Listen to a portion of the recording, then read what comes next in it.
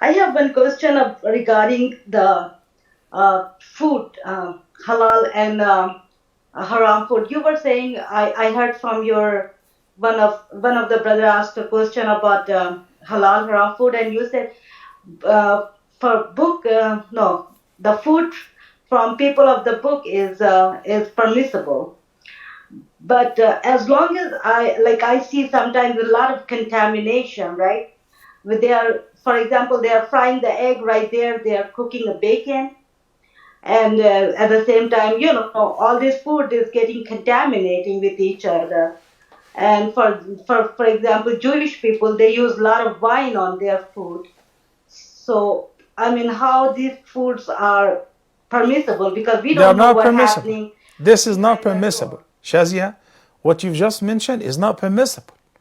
If I go to any of the stores, any of the restaurants, I don't have to mention names because I use like to go to particular restaurants like IHOP, Denny's, and Pancake House.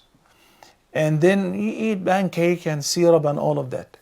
And then once the owner showed me how they cook and they even fry the eggs and they do the meat, everything on the same grill.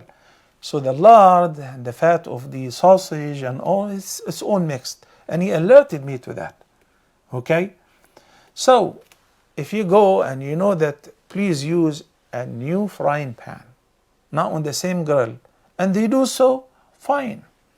But otherwise it's haram because it's not just contaminated, it is cooked with haram and along with haram. And this is not professional, this is not compliant with the law, but this is what they do in many places.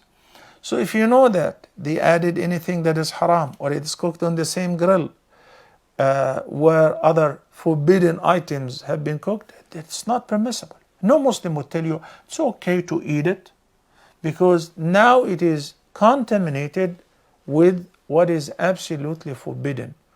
And please, I would like to distinguish between two major issues. When somebody says, "Ya Sheikh, is the meat which is slaughtered by the people of the book, the Jews or Christians, halal or haram?" Do I have an opinion? Allah said in the Quran, وَطَعَامُ الَّذِينَ أُوتُوا الْكِتَابَ حِلٌّ لَكُمْ وَطَعَامُكُمْ حِلٌّ لَهُمْ. It is not me. This is what Allah said in Surah Al-Ma'idah, number 5, chapter number 5. This is what Allah said in the Quran. طَعَامُ الَّذِينَ أُوتُوا الْكِتَابَ حِلٌّ لَكُمْ. Who is the best mufassir of the Quran? Turjuman Quran, Abdullah ibn Abbas said the word ta'am refers to the meat. Was Prophet Muhammad ever invited by Jews or by Christians? They slaughtered for him a sheep and he ate out of it? Of course. And this is confirmed in the Sound Hadith. You turn around and you're going to say, but they don't slaughter, they kill, or they use a stun gun, or they electrocute. This is an entirely different issue. So this is haram. This is absolutely forbidden, even if it is done by a Muslim. Yani if a Muslim held a gun and he shot a cattle in the brains and it died, even he said Bismillahir Rahmanir Rahim and he pulled the trigger, it's dead. It's called maita. You don't eat it. Okay? The word zabiha means it has been slaughtered. Somebody would say, but the people of the book, they don't say Bismillah Rahman Rahim. I know. And that's why they're not Muslims. But how dare you say it is halal to eat the zabiha of Ahlul Kitab? It's not me, Allah, the one who said it. And the Prophet ﷺ ate from the sheep which was slaughtered by the Jews. And he said Bismillah Rahman Rahim because it was slaughtered. Okay?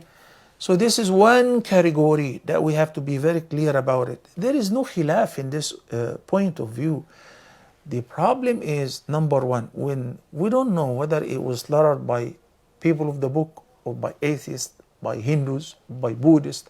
It's a mixed community. This is a problem. Second problem, they don't slaughter a sheikh, they kill. Then it's haram, no questions asked. Oh, in the restaurants where they cook the biha or whatever, they mix the meat.